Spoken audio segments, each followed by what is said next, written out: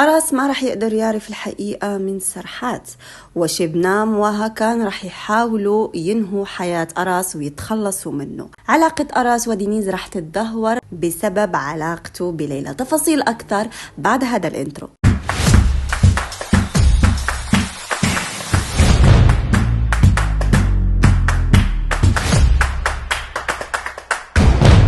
هاي أصدقائي، كيفكم؟ بتمنى تكونوا كتير مناح. أهلا وسهلا فيكم بفيديو جديد رح نحكي فيه عن الإعلان الثاني من مسلسل في 17. كمان رح شارك معكم بعض التسريبات. بس قبل ما نبلش أصدقائي، إذا كان هذا أول فيديو لكم أو شفتوا الفيديو من قناتي الثانية، اشتركوا بالقناة، خلونا نوصل لأول 1000 مشترك، وكمان اعملوا لايك على الفيديو، لا تنسوني من تعليقاتكم. أوكي أصدقائي، رح نبلش بالإعلان الثاني اللي فيه صراحة أحداث أكتر من الإعلان الأول، اللي ببلش بخناقة أراس مع سرحات. هو مشهد القفلة لأراس وسرحات، وهو عم يواجهه، كان كتير معصب وبده يعرف منه الحقيقة. بعدين بلقطة ما بنشوف سرحات بالمشفى. ففي كمان لقطة بالإعلان إنه سرحات قدر يهرب من أراس، تمام؟ فأنا شو بتوقع؟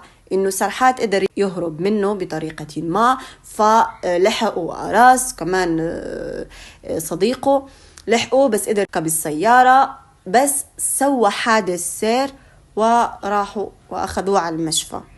أو يمكن في حدا حاول يقتله مشان يتخلص منه، مشان ما يعرف أراس الحقيقة. يمكن يكون هكان لحقهم، بستبعد، يمكن بس عمل حادث لأنه كان هربان من أراس. هون أراس ما رح يعرف الحقيقة بسرعة، بس بما أنه شخصية سرحات ما رح تموت، رح يفوت على الغيبوبة مثلا، رح يفقد الذاكرة، رح يقول له إنه فقدت الذاكرة. ما بنعرف كيف رح يهرب من الموضوع. بس أنا حاسة إنه أول ما ينزعج من هاكان أو يعمل له هاكان شيء أو يأذيه أو هيك، فأول شيء رح يروح يفضحه يعني. أما قصة أو التسريب اللي بيقول إنه هو من عائلة أراس، بيستبعدوا كتير، لأنه ما عملوا أي يعني ما شفنا أي تلميح من بداية المسلسل إنه في هيك شيء. هو ما بيهمه لا أراس ولا تيومان، اللي بيهمه بس المصاري، وشبنام طبعا معجب فيها وأخذ اللي أخده، فما رح يهمه الأمر أكتر من هيك بظن.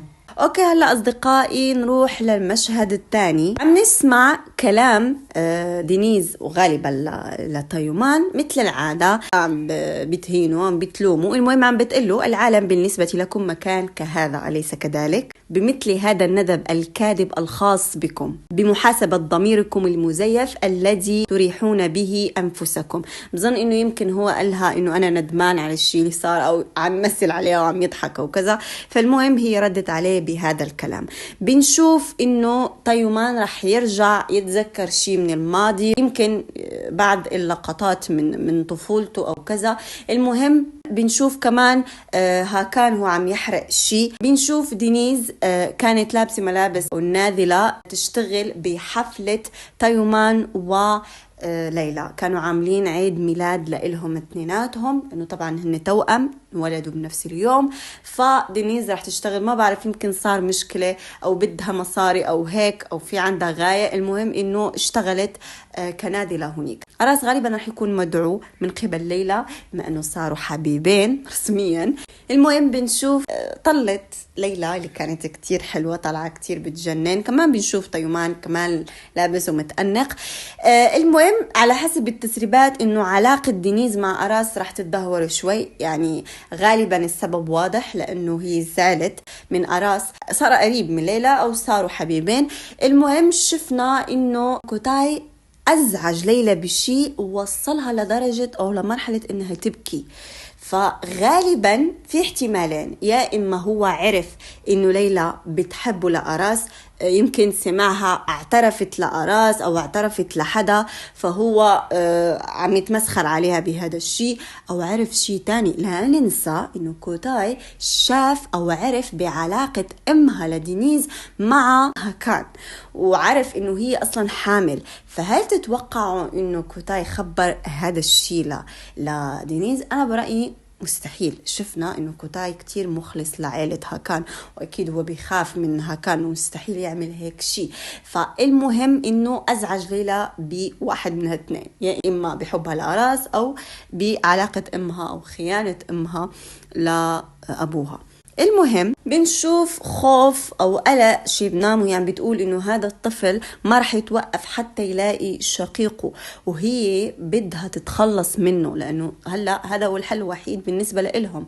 يعني شفتوا الوقاحة، شفتوا الخبث، يعني ما بيكفيهم إنه دمروا عائلتهم، قتلوا لهم أهلهم، مو بس فرقت أخ عن أخوه، لا بدها تقتله كمان. فالواضح إنه كان وافق بالفكرة لأنه وصى رجال على أراس عطوه صورته مشان يلحقوا ويأذوه. المهم آخر مشهد بنشوفه لشبنام كان عم بيقلها إنه أنت عم تستني مني إني أقتل حدا بإيدي، مسكين يعني على أساس هو ما قتل قبل.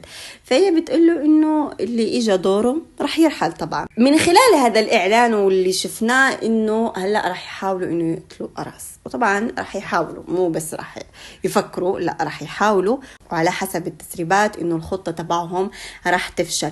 بس على ما أظن إنه ممكن مرة تانية تايومان يكون معه، ممكن يتأذى هو كمان هالمرة معه مرة تانية، لأنه أين ما كان أراس بيكون أخوه تايومان عادي جدا. فالمهم مثل ما قالوا بالتسريبات إنه طبعا أراس ما شوفوا لسه الخبر متداول إنه النهاية أو نهاية المسلسل رح تكون بموت أراس، شخصيته رح تموت، رح تنتهي بالنهاية، وليلى رح تعمل فيلم سينمائي على قصة أراس لتخلد ذكراه.